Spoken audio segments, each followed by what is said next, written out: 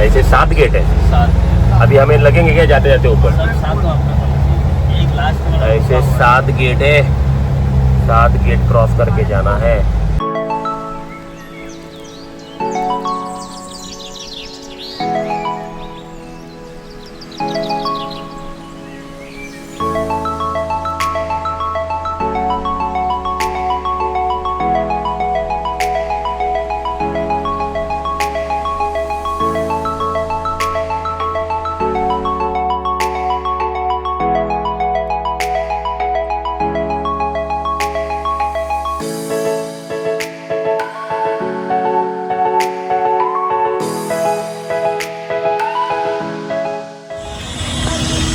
Journey सुरू झाली आहे चित्तोडगड किल्ला बघायची।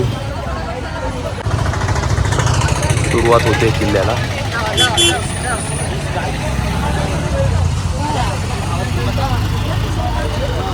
ह्या सर्व गाड्या आणि हा क्राऊड आणि इथली लोकवस्ती बघून एक अंदाज येत असेल की हा किल्ला वरती किती मोठा आहे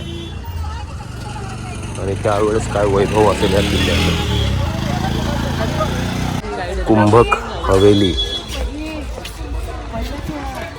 काल भोज जब यहाँ के राजा बने तो उनको एक नया नाम दिया गया, बप्पा रावल के नाम से। बप्पा यानी कि बड़े राजा और रावल उनकी पदवी थी। मौर्य वंश के लोगों ने खाली 100 साल ही खाली राज, हाँ बस 100 साल के करीब इस किले पे शासन किया। उसके बाद राजपूत आए, बप्पा रावल नाम से राजपूत राजा बने। तो रावलपिंडी के अगर कोई जिन्होंने शहर बसाया था तो वो चित्तौड़ के राजा रावल। तो बप्पा रावल ने वो शहर बसाया, इसलिए रावलपिंडी। इतना बड़ा किला है कि आज भी मैं आपको एक एक पॉइंट दिखाऊं तो इस किले को देखने के लिए आपको 3 दिन का समय जाएगा। अभी जो आर्कियोलॉजी ने मॉन्यूमेंट मेंटेन कर रखे हैं वो आप देखेंगे घंटे, 1.5 घंटे, 2 घंटे में आपका कंप्लीट हो जाएगा। तो टोटल इस किले के राजाओं ने बहुत सारे युद्ध लड़े थे, लेकिन किले के ऊपर जो हमला हुआ वो टोटल 27 बार हमला हुआ, 27 बार। 27 में से 24 बार यहाँ के राजाओं को जीत मिली, लेकिन 3 बार हमारे राजा हार गए। जीतने में इतना नुकसान नहीं हुआ, लेकिन हारने में हमेशा 2 चीज़ हुई। जब यहाँ के राजा युद्ध के लिए गए, अगर वो हारे या मारे गए तो कोर्ट के अंदर जो उनकी रानियाँ होती थी वो सामूहिक रूप से आत्मदाह करती थी, जिंदा अग्नि में कूद जाती थी, जिसे बोला गया है जौहर। दूसरी चीज़ जो हुई इस किले के अंदर ये हुई, जितने भी खिलजी आए, मुगल्स आए, उन्होंने इस किले को तोड़ा फोड़ा। तो 3 बार इस किले को तोड़ा गया। तो जितने भी मंदिर थे, महल थे या वाटर टैंक थे, सभी टूटी फूटी कंडीशन में है। वो उसमें सबसे पहला जो था रानी पद्मिनी। ओरिजिनल नेम क्या है? पद्मिनी। पद्मावती किसका नेम है? बॉलीवुड वाले पद्मिनी नाम है। पद्मिनी है, उसने बताया श्रीलंका की थी, लेकिन नहीं, हमारे राजस्थान में पुंगल है। पुंगल की थी, बीकानेर के पास में है पुंगल। वहाँ की राजकुमारी थी, राजा रावल रतन सिंह के साथ शादी हुई। राजा के पास ऐसी रानी तो अलाउद्दीन खिलजी ने अटैक किया। अब ये रानी, ये तो स्टोरी होती बॉलीवुड वालों की, रानी की प्रशंसा सुनकर अलाउद्दीन खिलजी ने अटैक किया, बल्कि ये सच नहीं है। अच्छा। अलाउद्दीन खिलजी की दुश्मनी थी रावल रतन सिंह जी के फादर थे रावल समर सिंह जी। 2 बार रावल रतन सिंह जी ने अलाउद्दीन खिलजी को हराया। ये बॉलीवुड या मूवी वगैरह में ये कभी नहीं दिखाएंगे आपको। 2 बार रावल रतन सिंह जी ने अलाउद्दीन खिलजी को हराया। तीसरी बार जब आया तो राघव चेतन नाम का एक आदमी उसे जा मिला और उसने कहा कि आप जीवन भर भी इस पर हमला करते रहो तो चित्तौड़गढ़ को कभी नहीं जीत पाओगे। तो इस बार उसने क्या किया, इस किले को नीचे से चारों ओर से घेर के खड़ा हो। लेडीज पर्दे में घूंघट में रहती है, अपना चेहरा पराये मर्दों को नहीं दिखलाती है, तो हम आपको उनका चेहरा नहीं दिखलाएंगे। चेहरा दिखलाने की बात में मना कर दिया। मूवी में क्या दिखाया, चेहरा दिखलाया गया, जो कि सच नहीं। उस मूवी का विरोध जो हुआ वो इसी कारण से, चेहरा नहीं दिखलाया गया। चेहरा नहीं दिखला तो फिर तीसरी बार जब युद्ध हुआ, उस युद्ध में वीर गति को प्राप्त हुए रावल रतन सिंह। अलाउद्दीन खिलजी इस किले के अंदर आए उससे पहले ही रानी पद्मिनी 16,000 लेडीज के साथ जिंदा अग्नि में कूद के जौहर कर ली थी। उसके बाद रावल रतन सिंह जी कर्जन ब्रदर थे, जिनका नाम था महाराणा हमीर। वो रहते थे सिसोदा गांव में। सिसोदा गांव की आर्मी लेके वो वापस यहाँ पे अटैक करते हैं और फिर से यहाँ पे राजपूती वंश स्थापित किया जाता है। क्योंकि यहाँ के लोकल लोगों ने उनको क्योंकि वो आए थे सिसोदा गांव के, तो लोकल लोगों ने बोला सिसोदिया। बप्पा रावल से लेके रावल रतन सिंह तक जितने भी राजा हुए वो सारे रावल हैं। लेकिन रावल रतन सिंह जी के बाद कौन आया? महाराणा हमीर, सिसोदिया वंश के महाराणा हमीर। तो उनकी क्या पदवी लगने लगी? हमीर, महाराणा। उसके बाद जितने भी राजा हुए सारे महाराणा है। महाराणा प्रताप, महाराणा कुंभा, महाराणा सांगा, महाराणा उदय सिंह, सारे महाराणा है। रावल कहाँ तक है? रावल रतन सिंह तक रावल है। 1535 में वापस इस किले पे अटैक हुआ और वापस जौहर हुआ। 1535 में चित्तौड़गढ़ में राजा नहीं थे, राजनाथ था, कर्णावती का शासन था। कर्णावती जो थी महाराणा सांगा की पत्नी थी, जिनको राणा संग्राम सिंह जी के नाम से भी जाना जाता है। महाराणा सांगा का देहांत 1527 में हुआ था बाबर के साथ खानवा का युद्ध लड़ते हुए। बाबर के साथ लड़ते हुए उनका डेथ हो गया, तो उसके बाद चित्तौड़ के राजा तो बेटे छोटे थे उनके, तो कर्णावती इस किले की रानी बनी। गुजरात का बहादुर शाह भी आता है, पूरे किले को तोड़ फोड़ के वापस चला गया। फिर उनके बेटे थे जिनका नाम था विक्रमादित्य। कर्णावती के बेटे विक्रमादित्य इस किले के राजा बनते हैं। उस समय उनके दो भाई जीवित थे विक्रमादित्य के। एक तो दासी पुत्र था जिसका नाम था बनवीर, सगा भाई नहीं था, सौतेला मान सकते हैं आप, दासी पुत्र था, रानी का बेटा नहीं था। और एक सगा उनका भाई था विक्रमादित्य का, जिनका नाम था उदय सिंह। उदय सिंह छोटे थे तो वो अपनी दाई माँ केयर टेकर के पास रहते थे, जिनका नाम था पन्ना दाई के पास रहते थे। बनवीर ये चाहता था कि राजा मैं बनूं, तो उसके सामने दो कांटे थे, एक तो जो प्रेजेंट टाइम के राजा उस टाइम के राजा थे कौन, विक्रमादित्य, और एक उनका छोटा भाई था उदय सिंह। अगर वो दोनों को मार दे तो फिर जनता उनको ही राजा बनाएगी, क्योंकि राजा के बेटे तो हैं, वही दासी पुत्र हैं। तो उसने उनको मारने की योजना बनाई। एक रात को शराब पिला के विक्रमादित्य को मारने के बाद वो गया उदय सिंह जी को मारने के बाद। विक्रमादित्य को मारने के बाद जैसे ही वो उदय सिंह जी कमरे में गया, उससे पहले ही पन्नादाई को पता चल गया था कि उदय सिंह को मारने के लिए बलवीर आएगा। तो उदय सिंह जी की जो दाई थी यानी कि पन्ना दाई थी, उन्होंने क्या किया, अपने बेटे चंदन को उदय सिंह जी के कपड़े पहनाए और उदय सिंह जी का जो बेड था उस पर उदय सिंह जी को चंदन को सुला दिया। उदय सिंह जी को यहाँ से गंभीरी नदी के तट पर ले जाया जाता है। गंभीरी जब आप चित्तौड़गढ़ में एंट्री किए, एक नदी क्रॉस की होगी आप शहर के बीचों बीच में, उस नदी के किनारे पहुँचा दिया गया कि बाद में उन्हें कुंभलगढ़ शिफ्ट कर देंगे। उसकी आंखों के सामने, पन्ना दाई की आंखों के सामने बलवीर ने 2 टुकड़े चंदन के कर दिए उदय सिंह समझ के। एक माँ ने अपने बेटे को बचाने की जगह यहाँ के राजकुमार को बचाया। अगर हिंदुस्तान के इतिहास से पन्ना दाई का वो बलिदान मिटा दिया जाए तो आपको उदय सिंह सुनने को नहीं मिलेगा, उदयपुर नहीं होगा और राणा प्रताप भी इस जीवन में नहीं आएंगे। तो वो पन्ना दाई के बलिदान की बदौलत आज आप उदयपुर देखते हैं, महाराणा प्रताप का इतना बड़ा संग्राम देखते हैं, और उदय सिंह खुद थे। उदय सिंह जी ने के टाइम पर अकबर ने इस किले पे अटैक किया। 30,000 हिंदुओं को अकबर की सेना ने इस किले के अंदर काटा, निर्दोष। आज का या आज से 20 साल पहले, 30 साल पहले तक इतिहास में अकबर को महान बताया जाता है। कई सारी इतिहास वगैरह में या फिर मूवी वगैरह में अकबर को बहुत उदार, बहुत इतिहास बताया जाता है, लेकिन इतिहास में ही लिखा हुआ है कि इस किले के अंदर 30,000 हिंदुओं को अकबर की सेना ने काट दिया। 22 साल तक वो इस किले के लिए लड़ते रहे और उनकी प्रतिज्ञा थी कि जब तक मेवाड़ और चित्तौड़ को आज़ाद नहीं करवा लूँ तब तक मैं महल के अंदर नहीं रहूँगा, बेड के ऊपर नहीं सोऊंगा, जमीन पे सोऊंगा, सोने चांदी के बर्तन में भोजन नहीं करूँगा, मुझ पे ताव नहीं दूंगा।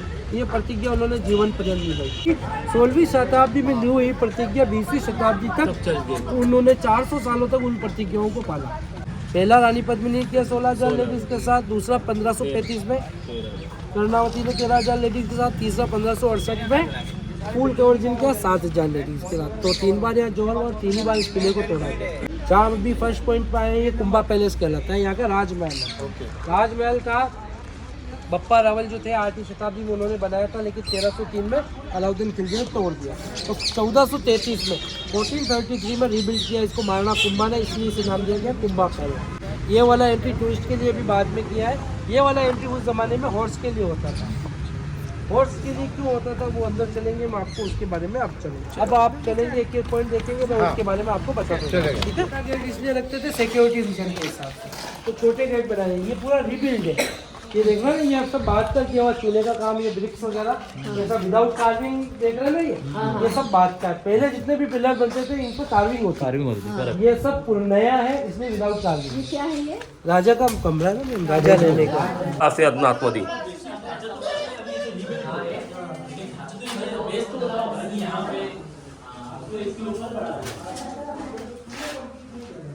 हम लोग खड़े रहते थे जो उस टाइम के मेंबर होते थे। आजकल जो इंडियन डेमोक्रेसी में चलता है लोकसभा और राज्यसभा, लेकिन राजाओं के साथ ये था कि जो बड़ा राजा होता तो उसके बाद 7 छोटे छोटे जो स्टेट होते थे आसपास के, वो अपनी बहन बेटी की शादी कर देते थे। खजाना रखने का जगह है राजा का। वो सामने देखिए माता लक्ष्मी का मूर्ति लगा हुआ है, वो खजाना रखने का जगह है। खजाना रखा है। पहले क्या कॉइन्स चलते थे, कॉइन्स चलते थे, जितने कॉइन्स आते वो डाल दिए जाते। अब इसमें उतरने के लिए आपको डायरेक्ट उतरना पड़ता, कोई रास्ता नहीं है अंदर जाने के लिए। ओके। आप देखिए कोई रास्ता नहीं है, लेकिन फिर भी माता जी की पूजन रोज होती है, तो उसके लिए डायरेक्ट रास्ता। यहाँ से यहाँ गए, फिर वहाँ नीचे उतर के उस कॉर्नर तक, उस कॉर्नर से वो देखिए स्पाइक्स लगे हुए हैं दीवार के, अरे बाप रे, कीलें लगी हुई ना, वहाँ से पकड़ते हैं, नीचे उतर के पूजा करके वापस आ जाए। अरे बाप रे, ठीक है, अपना वही चल रहा है। वो झंडा लगाया वो या इधर का? दोनों मंदिर है, मीराबाई और कुमिश्राम मंदिर, दोनों मंदिर देखेंगे। चलो। ठीक है, चलो 8 सीमेंट पिक्चर चित्तौड़ का। अच्छा। ये पूरा किला देखो लाइम स्टोन का बना हुआ है, लाइम स्टोन बहुत है यहाँ, तो सब सीमेंट पिक्चर।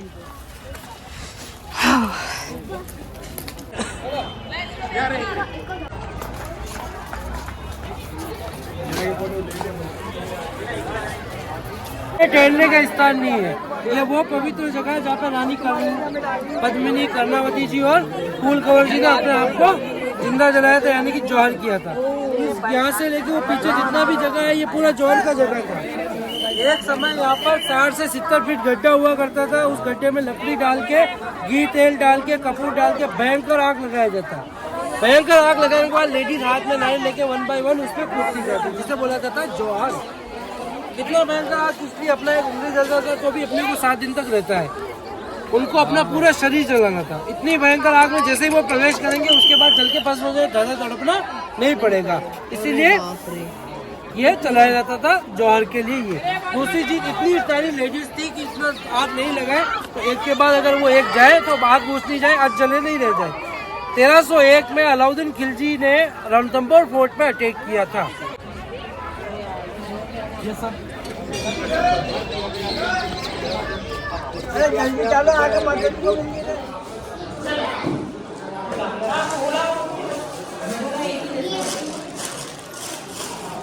सामने जो बड़ा वाला मंदिर है, बप्पा रावल द्वारा बनाया गया, भगवान विष्णु जी के तीसरे अवतार वरा अवतार का मंदिर था। वरा अवतार। वरा अवतार। वरा अवतार। देखिए भगवान विष्णु जी की सवारी गरुड़ भगवान आज भी सामने है। 1303 में अलाउद्दीन खिलजी ने वो भगवान विष्णु जी की मूर्ति को खंडित कर दिया। हिंदू कल्चर के अंदर खंडित मूर्ति का पूजा नहीं होता है, तो 15वीं शताब्दी में राणा कुंभा जब किले के राजा बने तो उस खंडित मूर्ति को हटा के इसके अंदर नया मूर्ति लगा, राधा कृष्ण बलराम। मंदिर का आर्किटेक्चर आप आगे से देखेंगे तो आपको गुजरात सोमनाथ मंदिर की याद आएगी। वाला देखेंगे तो आपको पूरी जगन्नाथ मंदिर जैसा फील होगा। तो इंडिया के 2 फेमस मंदिरों का डिजाइन इसमें दिया है। पास में छोटा वाला मंदिर है मीराबाई का मंदिर। 1503 में मीराबाई का जन्म होता है मेरता, जोधपुर के पास में। बचपन से भगवान कृष्ण की सेवा पूजा भक्ति कृष्ण मीराबाई करती थी। जैसे जैसे मीराबाई बड़े हुए, भगवान कृष्ण को ही उन्होंने अपना सब कुछ मान लिया। लेकिन सामाजिक रीति रिवाजों के हिसाब से मीराबाई का शादी चित्तौड़ के राजा राणा सागा के बेटे कुंवर भोजराज जी के साथ किया। शादी करने के बाद ये आए तो मीराबाई को राजपूती कल्चर के अकॉर्डिंग रहने को कहा गया, यानी कि घूंघट में रहना, महल के अंदर रहना, लेकिन मीराबाई नहीं मानी। तो उनके पति और ससुर ने मंदिर बना के दिया जहाँ भक्ति कीर्तन करने लगे। तो किले के राजा बने विक्रमादित्य, तो कहा कि भाभी आप ऐसा करिए, या तो सती हुई है। उन्होंने कहा मैं क्यों सती हूँ, मेरे पति तो कृष्ण भगवान, मैं क्यों सती हूँ, मैं तो विधवा हुई नहीं। तो उन्होंने मना कर दिया। तो फिर उन्होंने कहा कि आप सती नहीं हो रही कोई बात नहीं, लेकिन आप महल के अंदर रहिए, पर्दे में रहिए। मीराबाई ने दोनों चीज़ों से मना किया। उनको मारने के लिए इसी मंदिर में जहर का प्याला भेजा जाता है, तो दूसरी बार मारने के लिए फूलों की टोकरी में सांप भेजा जाता है। बार बार मीराबाई को ऐसे टॉर्चर करने लगे, भक्ति में रोक टोक करने लगे, तो मीराबाई चित्तौड़ में छोड़कर चली गई गुजरात द्वारिका। और गुजरात द्वारिका में ही मीराबाई भगवान कृष्ण की मूर्ति में समा गई। मीराबाई की डेथ के बारे में पढ़ने को, देखने को, सुनने को आपको कहीं नहीं मिलेगा। कहा जाता है साक्षात भगवान कृष्ण अपने अंदर समा लिया।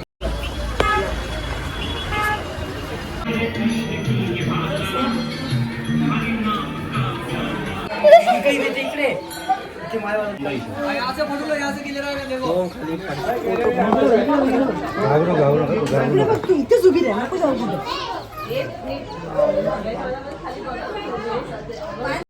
आले ना याच्यावरती अटॅक करायला, 3दा फक्त सक्सेस झाला. हॅलो ऑफिस चालू आहे.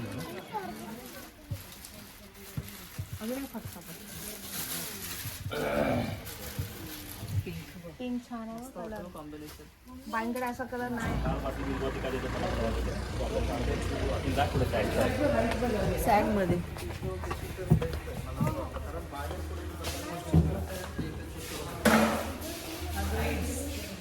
हाँ पीछे पीछे